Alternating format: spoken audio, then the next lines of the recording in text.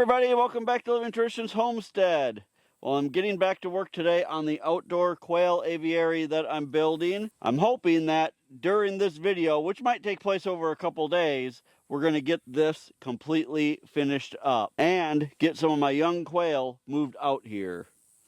So just to recap, for those of you who may have missed part one of this build, what we're building for the quail is a 12-foot long by 7-foot wide outdoor pen. We want to try raising them not in wire cages, but instead on a solid surface outside where they can get more fresh air and just have a little more space. So we've built this hoop coop. This is built out of 16-foot cattle panels and treated wood. We did build a solid base for this coop so that the quail are up off the ground, so that they're not living in dirt and it doesn't get super wet, since they will be living in here full time. So the first thing that we're going to work on today is building the front door for this hoop coop. Now, on the first video that we did, a lot of you had mentioned that I have this 2x2 across the bottom of the doorway here. And originally I was going to leave that, but the more I thought about it and took your comments into consideration, I do think that we're going to cut this out from in between the doorway here so that we can build the door all the way down to the base. That way, when we do need to open it to clean, we'll be able to shovel straight or sweep straight out the door. The door that we're going to be building for this hoop coop is going to also be made out of pressure treated 2x2s, so we'll get started on that in a minute. So the first thing that we're going to do is cut this piece of 2x2 out, and then we'll start measuring to build the actual door. Now, because some of these side braces are screwed into this 2x2 on the ends, I'm not going to remove the entire 2x2. Instead, I'm just going to remove this center screw here, and then I'm going to use my Sawzall to just cut it off at the doorway size.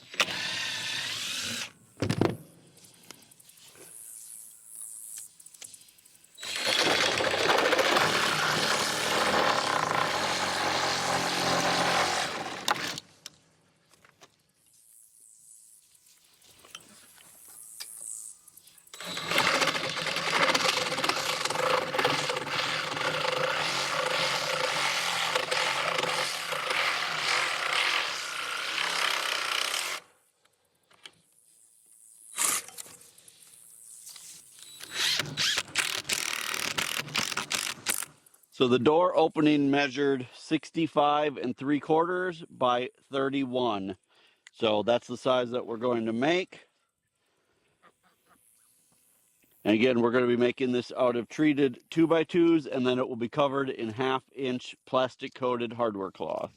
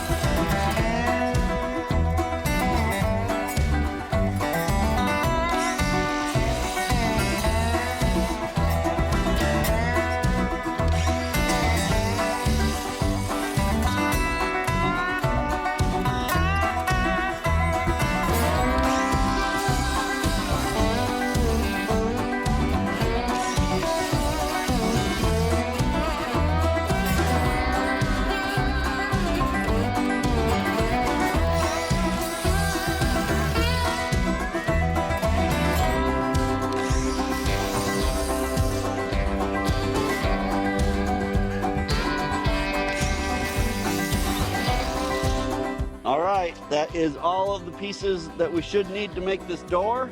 Let's go assemble it. Well, one advantage of building this platform is that I also have a nice place to work instead of having to work right on the ground. So, let's start assembling our door here.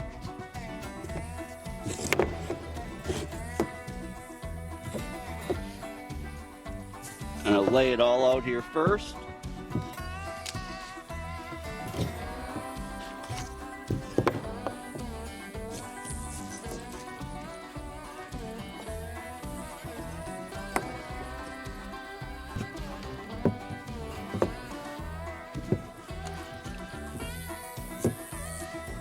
That should be basically how our door is going to look.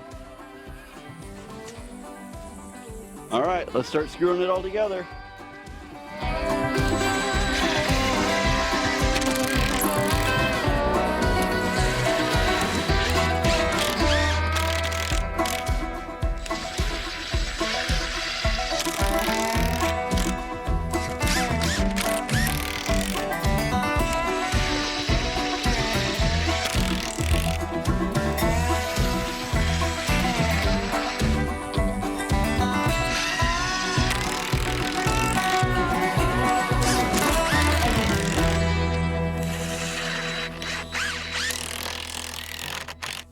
All right, let's try the door in place.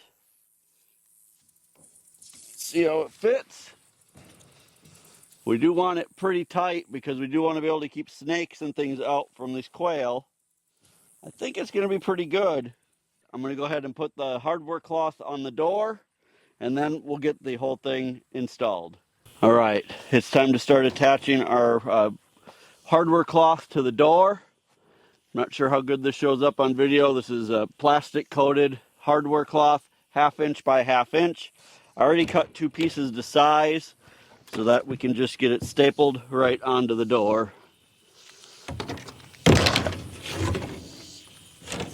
This should be small enough to keep out any snakes that could be potential predators, and it's also small enough that raccoons and things like that can't reach through and try to hurt the quail.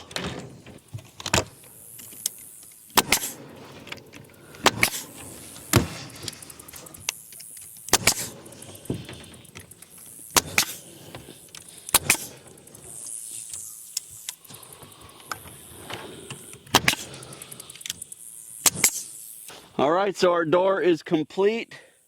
Hardware cloth looks good on there. Now, for now, I'm not going to put the hinges and everything on and attach it. I'm actually going to set it off to the side, and we'll probably put that on toward the end. Otherwise, we need to be opening and closing it as we go in and out, and it's just going to kind of be in the way. So for now, we're just going to leave it off, but we do have it all built, and we know it fits right, and at the end, we'll be able to put it on real fast.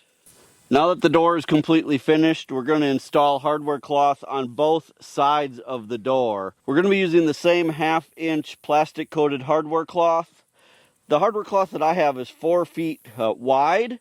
So what I'm going to do is I'm actually going to roll out a piece that's long enough to make it all the way to the top. And then I'm going to cut it in half because our widest area on either side is just under 2 feet. So I should be able to cut this in half and still have it be wide enough. That way we get one solid piece all the way from the top to the bottom, and we don't have to worry about any seams, which will make it even more snake proof. So even though it's kind of a pain to cut a big long piece of this down the middle, I'm going to do it anyway because I think that will give us the most secure cage.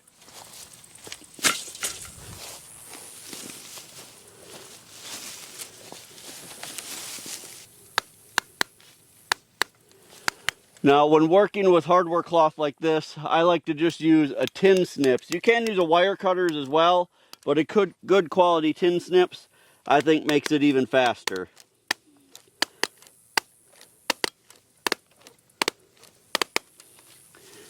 And once you've worked with enough of it, you get it so that you can go pretty fast.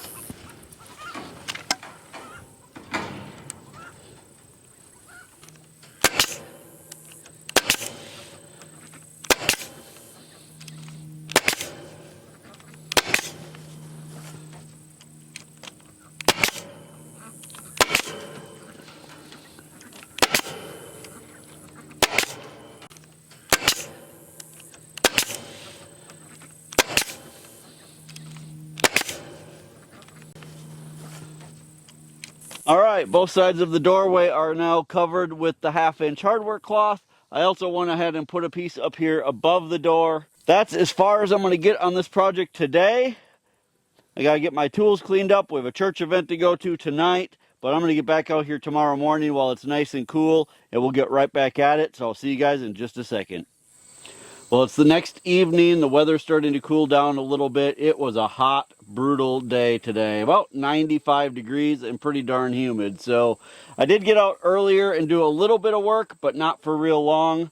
I was able to get the back section pretty complete. I got hardware cloth put on the top half of the back, and then we put galvanized metal down on the bottom. Now we're going to start working on the sides and then actually putting the tarp on. After that, all we'll have left to do is put the door on and put some bedding in, and the quail can be ready to move in.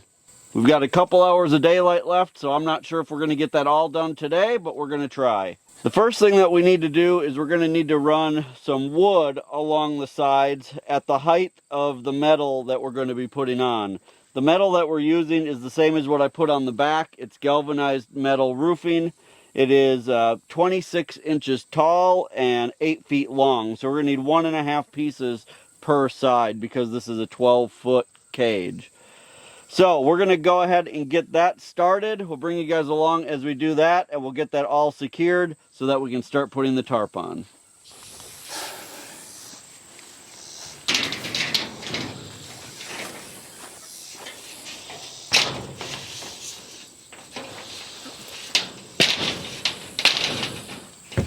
So this is the metal that we're going to be using. Sarah's going to be holding a piece of wood on the inside so we can screw the metal to the piece of wood, and that will kind of sandwich the cattle panel in between it and hold everything tight in place.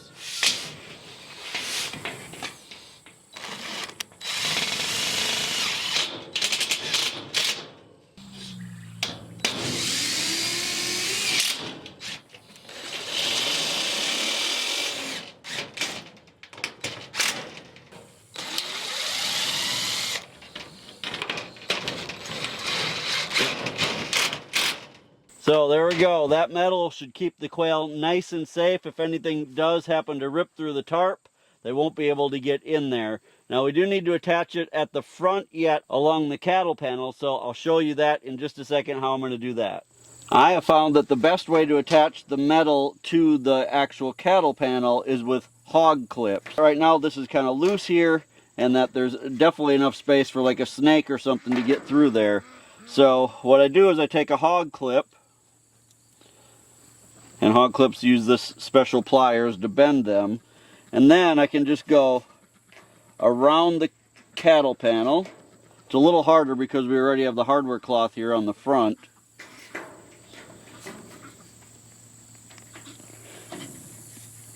But I can attach that, and it'll go right through the metal and around the cattle panel, and you can see that holds that nice and tight. So I'm going to do 3 of them along here just to hold that good and tight.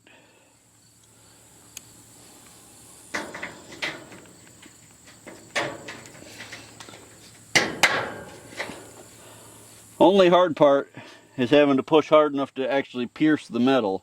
And this metal is stronger than it looks.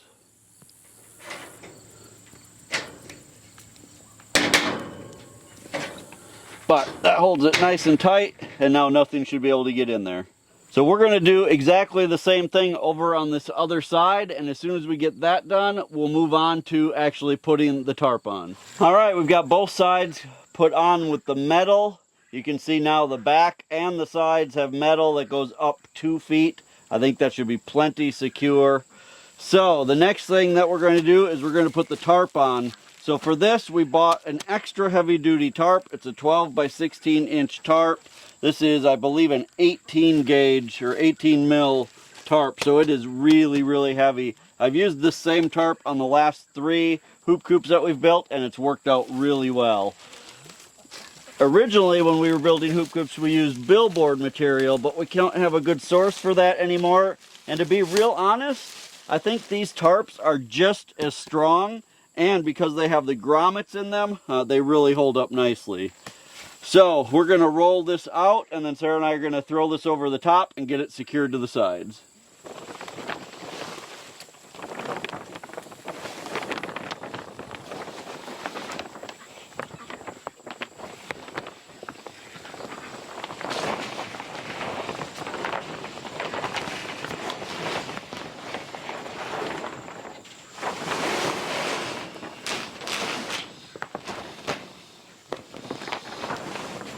in there. Make sure that it's not catching.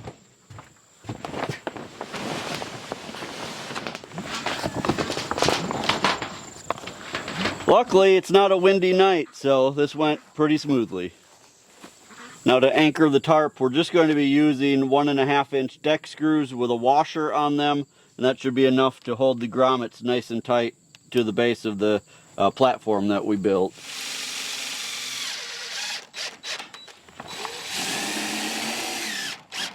It's not doing it.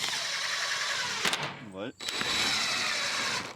Well, the tarp is completely on. It ended up being the perfect size for this coop that we built. Now, we have had a lot of questions from you guys, or a lot of concerns, I guess, about it being too dark in here for the quail. So just for reference, it is 7:15 in the evening right now, so the sun is really low in the sky, and it's still pretty light in here. We really do need a dark tarp like this during the summer. Even though it won't let light in, it will give them some extra shade. Just for reference, this is east back here, so they will get morning sun coming up right through the hardware cloth, and then during the hot part of the day it'll be above head, so this will give them some shade, and then in the evening sun will come in through the front, and it will give them some nice evening sun as well. So I don't have any concerns about this being too dark in here at all. If it's a concern in the winter, we may do something about it, but for the summertime, I think it's going to be absolutely perfect. All right, we're going to try to get the door on yet tonight and see how far we can get. All right, so here's the door that we built at the beginning of the video. Let's go ahead and see if we can get this in place. There I am, a push.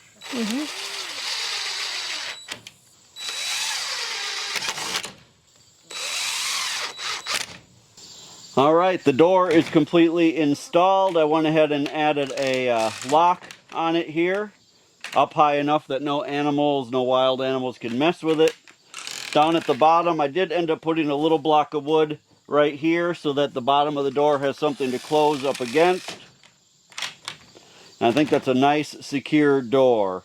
Eventually, I may end up putting a board, kind of a removable board that goes across maybe about this high up, just so when I open the door they can't run out. But I'm not going to do that unless it seems to be a problem down the road. So for now I'm just going to leave it open because we do want them to have as much airflow as possible inside of the coop. And really I want them to be able to look out and be able to see, you know, all the other animals and everything. So I think this is as far as we're going to get on this for tonight. It is Saturday evening right now, so tomorrow morning is Sunday, so it's church tomorrow morning, so we won't be able to work on it tomorrow morning. But if we have time tomorrow evening, we may be able to start moving the quail in here. So that's exciting, you guys. I'm excited to get them moved in and see how they like it. All right, it is the next day, and you guys, it is time to officially move the quail into their new outdoor pen. So let's go inside. I'm going to show you how I have it all set up, some things that I've added for them, and then we're going to go actually get the quail and bring them over.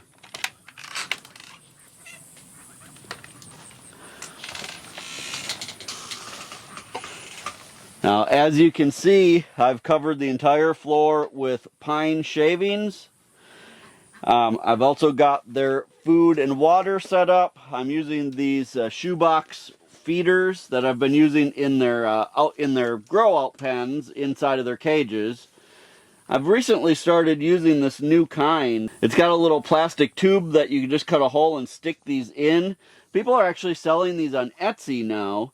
People that have 3D printers are printing these out and selling them, and you guys, they work really great. I used to make something similar with little pieces of PVC pipe in there, but the problem with those was you could only fill it as high as the PVC pipe. Because these are kind of angled on the inside, you can actually fill this all the way to the top, and the feed won't just fall out. So these have been working out really, really well. So I've got 2 of those filled up here for them. And then for now, I'm just going to be using these 1-gallon waterers for them as well. Eventually, I may try to add an automatic watering system in here, but for right now, this is what I'm going to be doing. The other things that I've done is I've gone to my workshop and I've constructed just a few I think 6 of these little shelters, just so they have some hiding spaces to be able to get inside of. This is just made out of some old scrap wood that I had laying around, so I made as many as I could out of the scrap wood that I had. And then I've also added these little storage totes, and I'm hoping that the quail will lay their eggs in these. Now, quail normally don't have any nesting behavior, but what I've learned over the years is that quail like hay a lot, for one thing, so I think that they will spend some time in these. And I've noticed that in my cages where I have my breeders, that I have pans like this with wood chips in, and almost every day they lay their eggs exclusively in those pans. I think it's because they want to get off the wire, but I'm hoping in here, since the entire floor is wood chips, maybe they'll want to lay their eggs in these because it's something a little different than what's on the floor. I don't know if that's going to work or not, but if it does, it will be great. Otherwise, it's going to be like an Easter egg hunt in here every day to try to find eggs. So, everything is set up. I've got extra hay and extra feed in here. That's what's in these cans behind me here. I think this is all set up. We're going to go grab the quail. I'm not exactly sure how many we're going to put out here. I've got a grow out cage right now that's full of males and females. They're about 6 weeks old, and I haven't sexed them at all, so I don't know how many females are there. The maximum that I want to put in here is somewhere between 25 and 30. So I'm going to see how many females that I have, and then I think my plan is to bring 1 male for every 6 females. So let us go sort those out, and we'll be back in just a minute with all of the quail. Alright, I've got 2 containers with the quail in. I brought over 25 females and 4 males. I think that's going to be a good amount for in here. So I'm going to have Sarah come inside so we can shut the door, and then we're going to let these guys out and see how they like their new home. So in this bin we have 18 females and the 4 males. These are all my youngest quail. They are, like I said, are about 6 weeks old. Let's let them out so they can start exploring.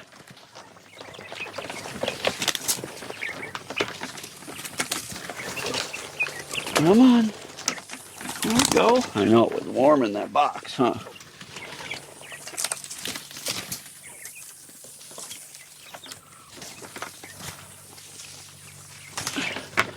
Alright, let's get that out of the way.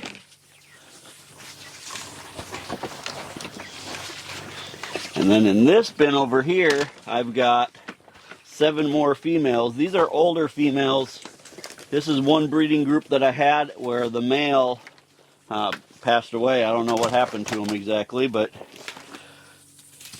so for the last couple months, honestly, these guys have been with no male in their cage. So this is how we're going to get them back to be breeders again. Alright, I'm going to get these bins out of here, and then I'm going to kind of move out of the way, and we're just going to film for a while and see what they all do. You can see they already love having these wood chips to scratch around in.